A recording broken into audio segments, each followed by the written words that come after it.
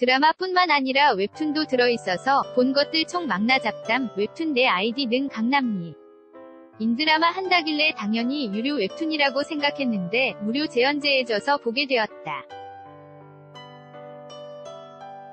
성형수술한 여자가 인기녀로 거듭나는 이야기인 줄 알고 봤는데 의외로 재미있고 메시지도 확실했다. 너무 못생겨서 원판을 싹 갈아엎는 수준으로 성형수술을 했지만 재환.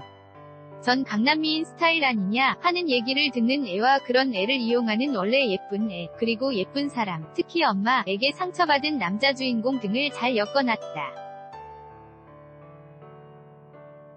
강남미인에게는 노는 애, 함부로 몸 굴리는 애라는 이미지가 붙어있고 그런 만큼 잡것들이 들러붙는다.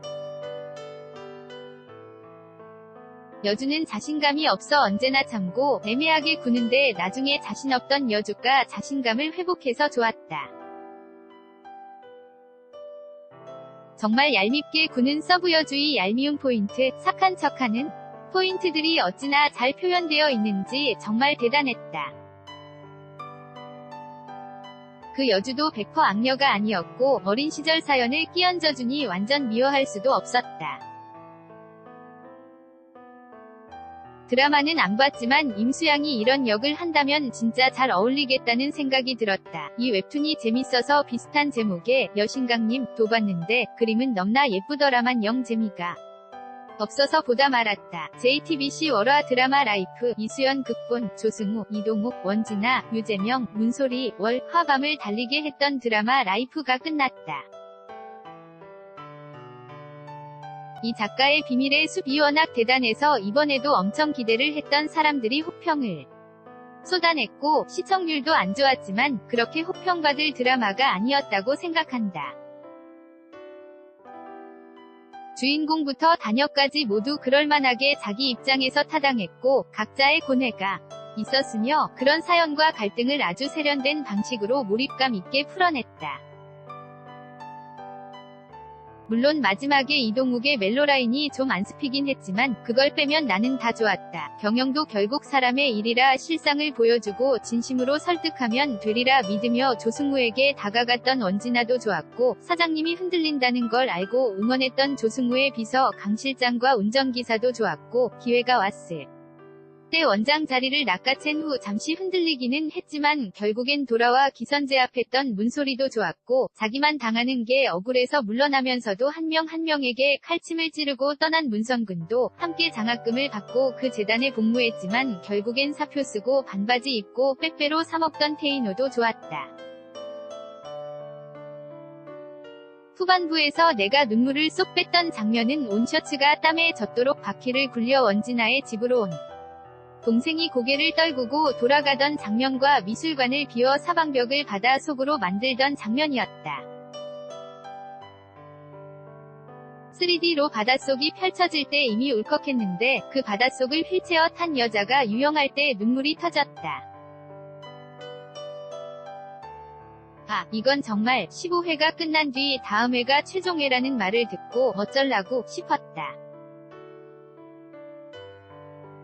아무것도 해결된 게 없고 최소 앞으로 3회 분량은 남은 것 같았기 때문이다. 그래서 16회의 편집이 들쭉날쭉하고 러닝타임이 무려 90분이었지만 우려했던 것보단 깔끔한 마무리였다. 완전히 토사구팽 당한 줄 알았던 조승우는 옷의 심장박동과 땀을 분석해 건강관리가 가능한 시스템을 제2의 회장이 굳이 핸드폰 회사에 무릎 꿇지 않아 도대는 기획을 함으로써 다시 그 회사에 충성할 기회를 잡았고 의사들은 악독한 사장 조승우를 쫓아냈지만 더 이상한 재벌 3세가 사장으로 꽂힌다. 차마 해피엔딩이라고는 할 수 없으나 각자 자리에서 최선을 다했고 작은 승리나 행복들을 쟁취했으며 그러나 세상은 그렇게 녹록지 않다는 걸 보여주며 끝났다. 하고 싶은 이야기가 확실하고 그 이야기를 들려주는 방식이 세련되었으며 현실을 장밋빛으로 포장하지 않는다.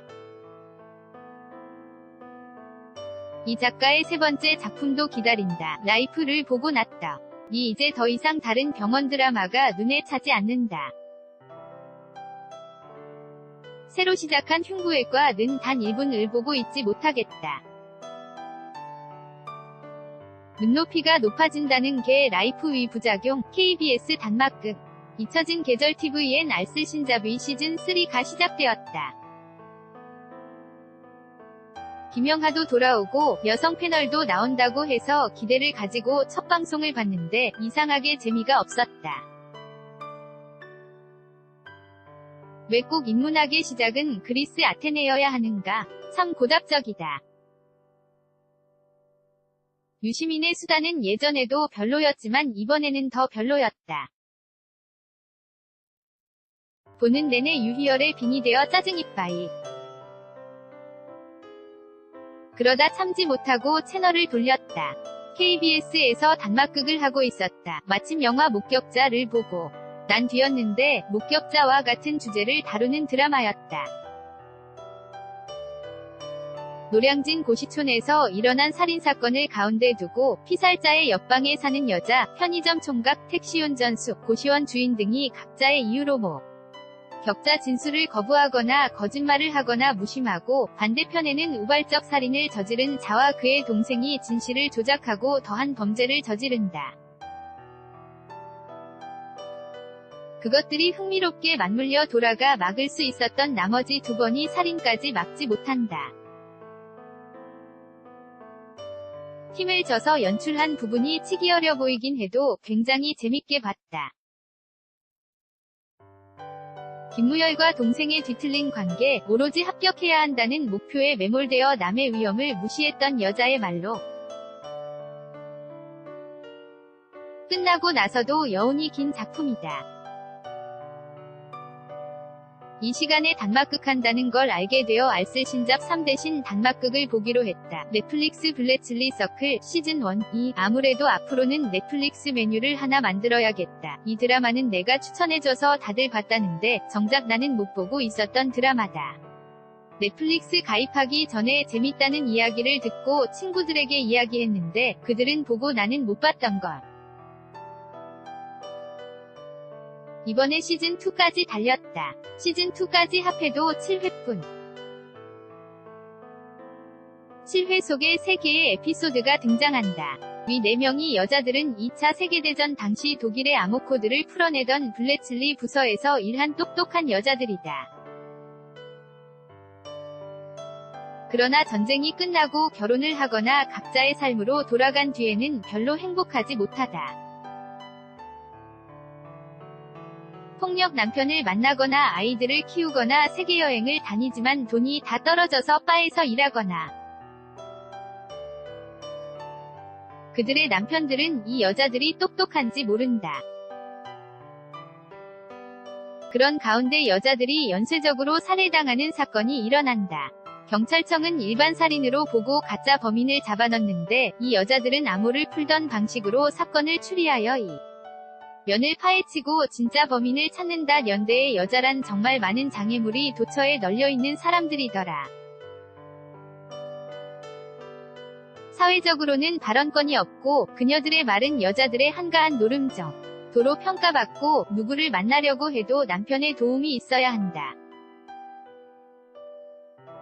그런 장애들을 헤쳐가며 수사하는 부분이 이 드라마의 재미다. 물론 똑똑한 그녀들의 명석한 추리기법과 두뇌 싸움을 보는 재미도 있다.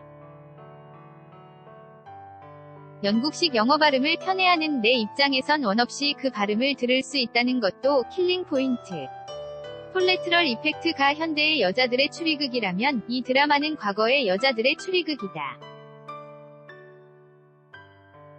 마음에 든다. 신곡.